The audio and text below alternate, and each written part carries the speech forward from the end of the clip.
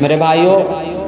رمضان المبارک ہمارے درمیان سے جا رہا ہے، مگر ایک پیغام دے رہا ہے، ایک میسج دے رہا ہے کہ اے مسلمانوں، اے روزے داروں،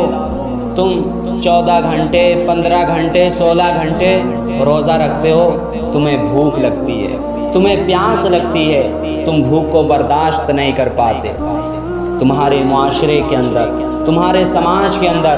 ایسے غریب مسلمان ہیں، ایسے غریب انسان ہیں جو بھوکوں کی وجہ سے پریشان رہتے ہیں، جو بھوکوں کی وجہ سے موت کے آغوش میں سو جاتے ہیں۔ کتنے ایسے معصوم بچے ہیں، کتنے ایسے معصوم بچے ہیں جو روٹی نہ پانے کی وجہ سے بلک کر رونا شروع کر دیتے ہیں۔ ان غریبوں کا خیال رکھا جائے، ان یتیموں کا خیال رکھا جائے۔ بھوک کو برداشت نہیں کر پاتے ہو،